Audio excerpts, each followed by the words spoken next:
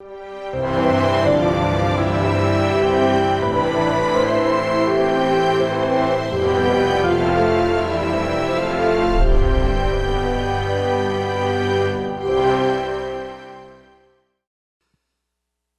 잠기라라는 제목으로 이 시간 말씀의 은혜를 같이 나누고자 합니다. 우리가 잘 아는 고린도 13장의 사랑장, 사랑의 15가지 모습이 빼곡히 채워져 있습니다. 그런데 그 시작이 뭡니까? 사랑은 오래 참아야 한다는 겁니다. 그리고 마지막 모습도 우리가 생각해 봐야 하는데, 모든 것을 견딘다 합니다. 참고 시작한 사랑, 견디면서 끝내야 한다는 겁니다. 그러니 얼마나 사랑하기가 쉽지 않겠습니까? 저는 이 시간에 여러분들에게 질문하고 싶어요. 여러분들은 과연 예배를 사랑하십니까? 좋아하십니까? 마치 제가 사랑하도록 그렇게 종용하는 것 같지요? 그렇지 않습니다. 사실은 예배만큼은 사랑보다도 좋아해야 한다는 것이지요. 예배의 매력을 느끼고 예배를 생각하면 환한 웃음이 지어지고 그래야 한다는 것입니다. 적어도 예배만큼은 사랑을 넘어 좋아해야 한다는 것입니다. 이유가 있습니다. 오늘 본문 때문입니다. 오늘 본문을 보십시오. 하나하나 따지며 보면 예배를 받으시는 하나님께서 계셔요. 그리고 예배하는 두 존재가 나옵니다. 한 존재는 24장로로 나타나는 성도의 대표. 왜 24장로인가? 학자들에 의하면 구약의 12지파, 신약의 12사도. 그래서 대표성을 띈다는 것이지요. 이 성도들이 하나님께 예배를 올립니다. 더불어 예배 드리는 존재가 있는데요, 9절에 보면 내 생물이라고 그랬어요. 근데 이 생물은 바로 천군과 천사를 의미합니다. 천사들입니다. 이사야 6장에는 스랍들이라고 이야기합니다만, 에스겔에는 천사를 이제 오늘 본문처럼 내 생물이라 그렇게 이야기했고요. 그 전통에 따라서, 에스겔의 그 견해에 따라서 오늘 본문도 다양한 천사의 모습을 내 생물이라 이렇게 기록하고 있는 것입니다. 그런데 예배를 드리는 이들의 모습을 보면은요, 시작과 끝이 보여지지 않을 정도로 계속 예배를 드립니다. 만일 좋아해서 드리지 않는다면, 내가 예배를 꼭 드려야 해, 참아야 해, 왜? 하나님이 기뻐하시니까, 이런 생각을 조금이라도 가지고 예배를 드린다 하면 지금 하나님 나라의 예배잖아요. 천국이잖아요. 하나님 나라가, 천국이 기쁨의 장소가 되겠습니까? 너무 힘들고 너무 어려운 그런 예배의 시간 아니겠습니까? 그렇기 때문에 이 천상의 예배는요, 오래 드려도 기쁘고 계속 드려도 감사하고 언제나 충만함 뿜어져 나오는 그 하나님을 향한 그 기쁨이 계속 샘솟듯 하는 것입니다. 성도들도 그런 것이죠. 혹자는 특히 젊은 층에서 이런 모습을 보면서 천국에 대하여 실망감을 감추지 않습니다. 아니, 천국 가서 항상 예배드리고 쉬지 않고 예배드리고 범사에 예배만 드리면 얼마나 단순하고 지루하고 심지어는 짜증나겠느냐. 천국 지루해서 안 갔으면 좋겠다, 이런 말도 합니다. 여러분, 그런데 우리가 먼저 마음에 새길 것은 우리의 본성이 바뀔 천국입니다. 원래 가지고 있었던 하나님을 향한 그 사모함, 그 사랑, 그것이 그대로 이루어진 곳이에요. 좋아하는 이들과 계속 있으면 함께함이 기쁨이지요. 감격이지요. 보라 새 것이 되었도다. 우리의 본성이 이제는 새 표조물이 되어서 완전 바뀐 것입니다. 그렇기 때문에 정말 기쁘고 정말 즐겁기 따름이고 계속 감격과 감사, 좋아하는 이런 예배라는 것입니다. 자, 그렇다면 문제는 지금 우리가 드리는 예배입니다. 과연 우리는 예배를 사랑할까요? 좋아할까요? 우리는 죄된 본성을 가지고 있고 뭔가 색다른 것을 원하는 그런 마음이 있으므로 반복되는 예배가 싫을 수도 있지 않을까요? 그래서 누구는 하나님이 예배가 중요하다 했으니, 예배의 장소는 복의 시간이라고 했으니 예배 잘 드리게 하옵소서, 참으면서 힘들면서 그렇게 예배 드릴 수도 있습니다. 근데요, 오늘 본문과 또 구약의 여러 본문들이 이렇게 자리하면서 우리에게 주는 교훈은요, 그럼에도 불구하고 예배가 즐겁고 기쁘고 정말 복되도록, 그 시간이 매력적이어서 그냥 좋아하는 시간이 되도록 바꾸라는 것입니다. 그게 가능할까요? 가능합니다. 비결이 있습니다. 그 첫째는요, 먼저 하나님 임재를 자주 느끼면 됩니다.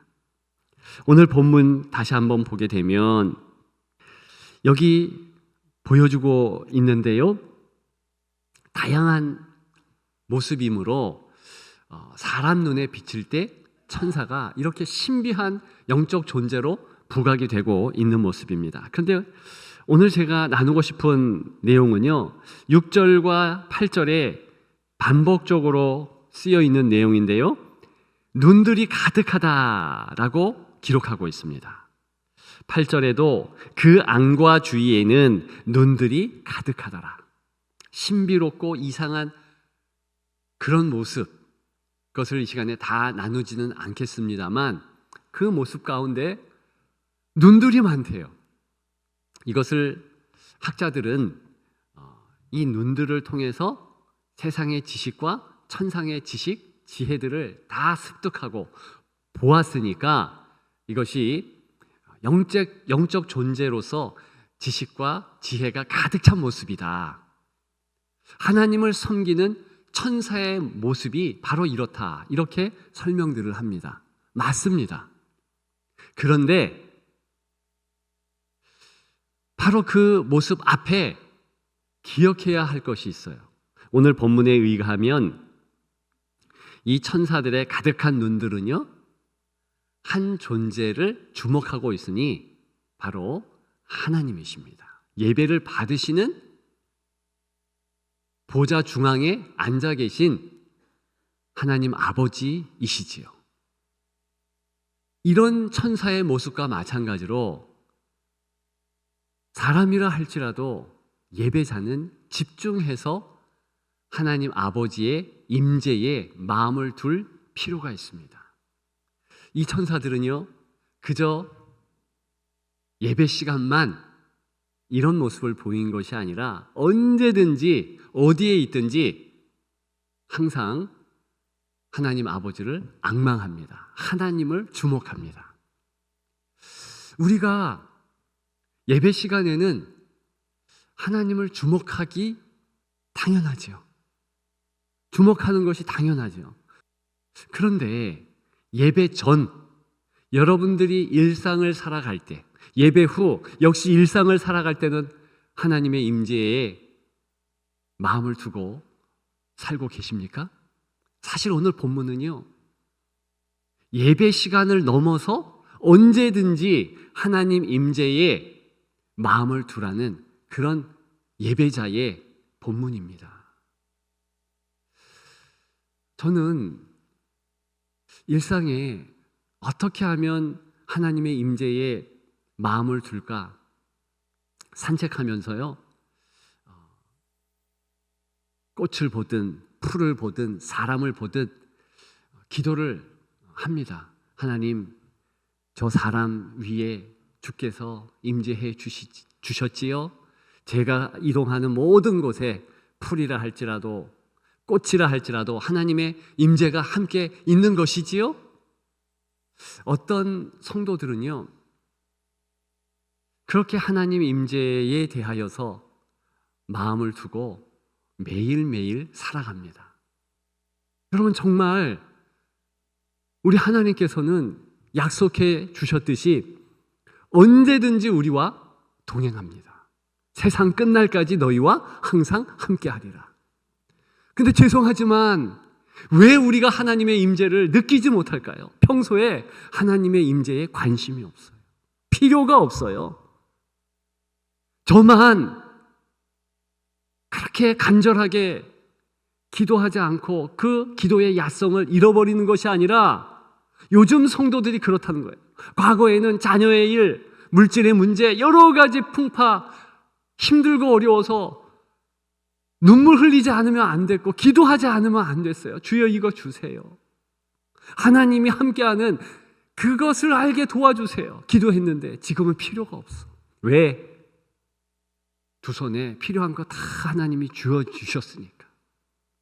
물질도 있는 대로 있지요. 아이들도 웬만큼 성장했지요. 그러니까 그렇게 간절한 기도가 없고 하나님이 나와 함께 하신다는 그 하나님 임재에 대한 갈구가 없는 거예요. 사슴이 시냇물을 찾아 갈급한 같이 주님을 찾는 그 모습이 없어지는 겁니다. 평소에 그런데 예배 때 당연하죠. 예배가 즐겁겠습니까? 그저 예배를 사랑하려고 이를 악물죠. 근데 예배는 그런 게 아니에요. 정말 예배는 내 마음에서 예배를 향하여서 매력을 느끼고 이끌리듯이 예배 드려야 한다는 것입니다. 오늘 두 번째, 정말 즐거운 예배. 우리가 좋아하는 예배 되기 위해서 행해야 할 일, 그게 있다는 것입니다. 반복해서 찬양하는 것입니다. 영적 존재, 천군 천사가 먼저 하나님을 찬양합니다.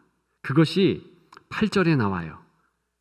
새 억구를 반복합니다. 거룩하다, 거룩하다, 거룩하다. 이게 찬양이에요. 근데 이 모습이요, 이사야에도 나오고 에스겔에도 나옵니다. 거룩하다, 거룩하다, 거룩하다.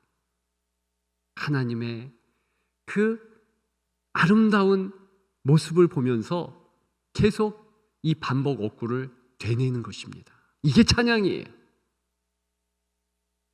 특별한 그런 억구로 찬양하는 것이 아니라 하나님께 가장 어울릴 만, 거룩하신 하나님, 정말 구별되시고 피조물과 다르게 모든 영광 받기에 합당하신 하나님, 이게 가사 내용이 답니다. 근데 이 억구를 반복하면 반복할수록 이 천군 천사와 24 장로와 모든 성도가 하나님의 그 영광에 잠기게 된다는 겁니다. 엄청난 은혜 안에 든다는 겁니다.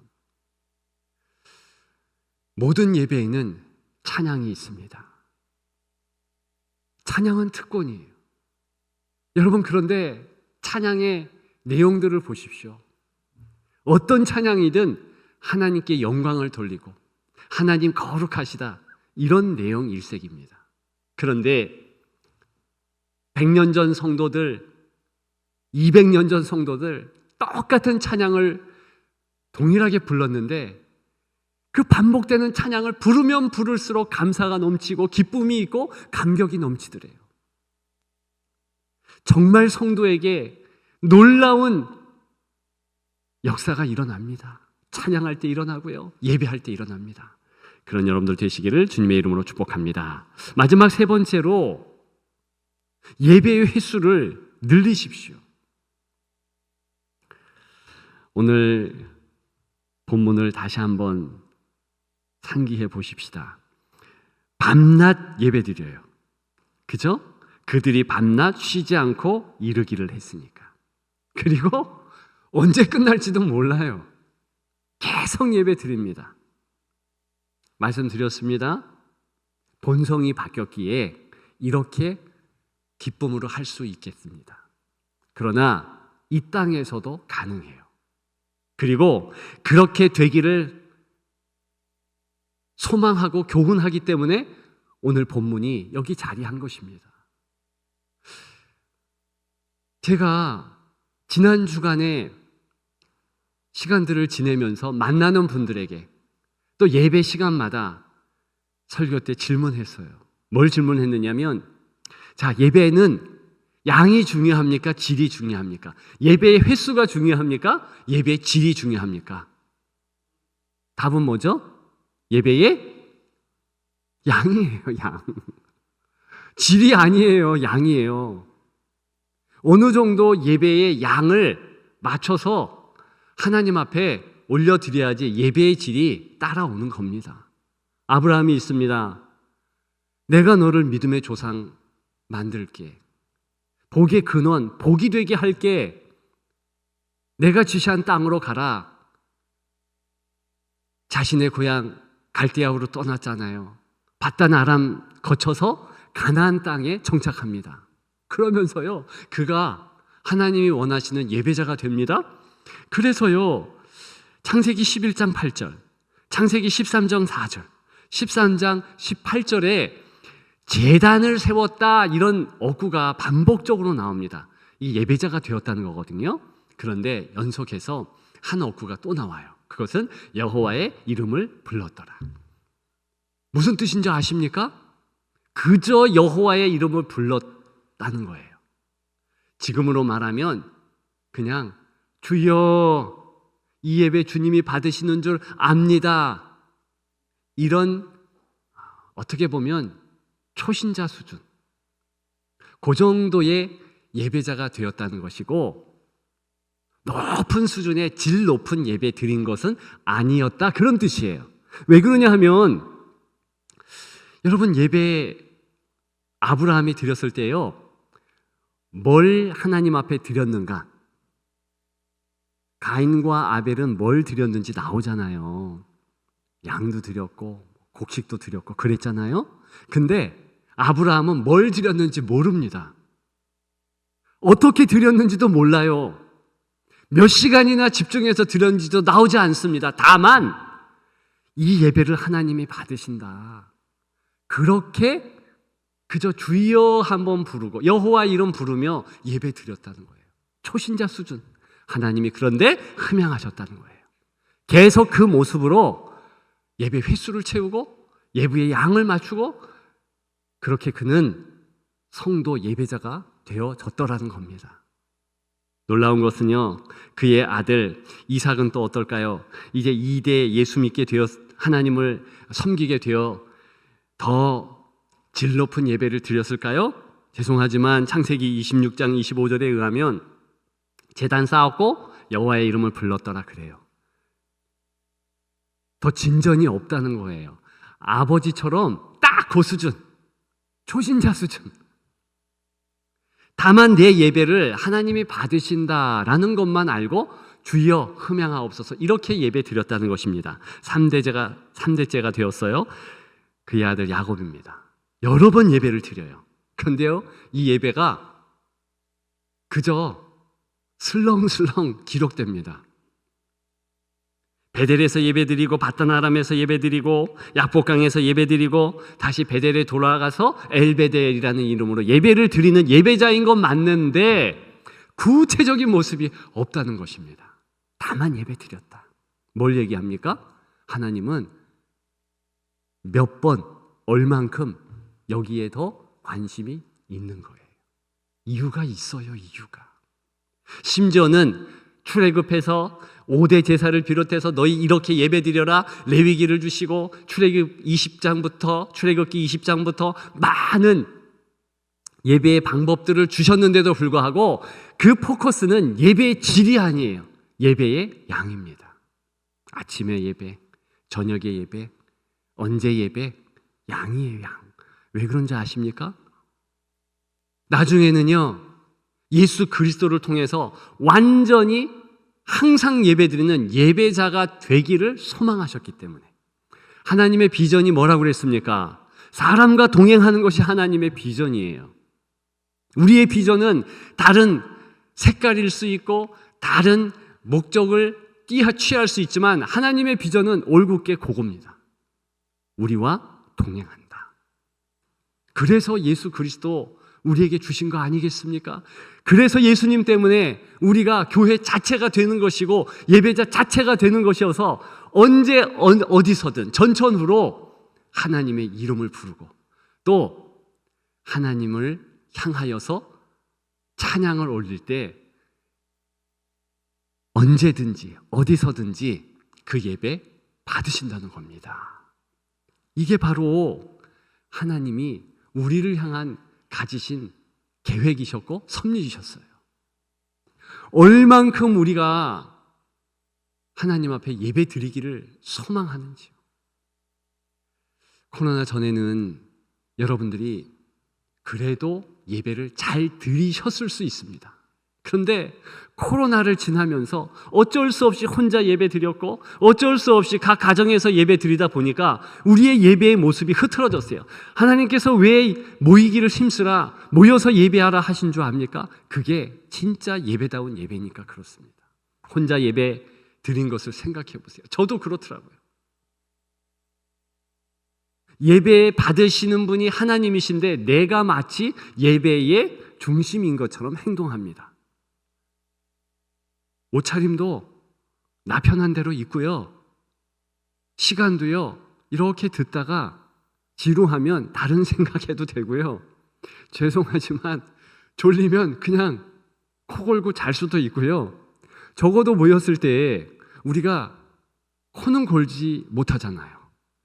졸음은 좀 졸아도 왜 옆에서 찌르잖아요. 혼날 수도 있잖아요. 여러분, 이게 하나님 앞에 예배드리는 예배자의 모습이에요. 정말 천상 예배도 좋아서 드리는 건 맞지만 집중해서 감격해서 그렇게 예배 드렸죠. 그런데 우리가 이 사단의 괴계에 의해서 코로나를 지나면서 이게 흐트러진 거예요. 코로나 전에 일주일에 2번, 3번 예배 드린 분은 딱 예배 횟수를 1번, 2번 더 늘리십시오. 그래야지 회복되는 거예요. 여러분 죄송하지만 예배 횟수가요, 내 신앙의 수준이에요. 제가 성경을 연구하면서 이 부정할 수 없는 사실 앞에 저도 회개했습니다. 하나님이 쓰신 인물들을 다 보세요. 다윗, 사무엘, 이사야, 예레미야, 신약의 요한, 베드로, 누구라 할지라도 다 예배 횟수를 보십시오. 입이 쩍 벌러집니다. 하나님의 예배의 자리에 있으면은요, 하나님께서 책임지십니다. 예배자로 서 갈 수 있도록 인도하십니다. 문제는 예배의 자리에 있지 않아 문제입니다. 왜? 그걸 못하게 사탄은 방해하거든요. 예배 드리러 가는 게 왜 이렇게 힘들어졌는지요. 여러분, 그러지 마십시다. 개혁하십시다. 모이기에 힘쓰십시다. 하나님께 영광 돌리십시다. 예배자가 되십시다. 여러분, 하나님 임재 평소에 매일매일 자주 느끼십시오. 반복해서 찬양하십시오. 예배의 횟수를 늘리십시오. 그러면 즐거운 예배를 하나님께 올려드리게 됩니다. 온전한 예배자가 됩니다. 그런 여러분들 되시기를 주님의 이름으로 축복합니다.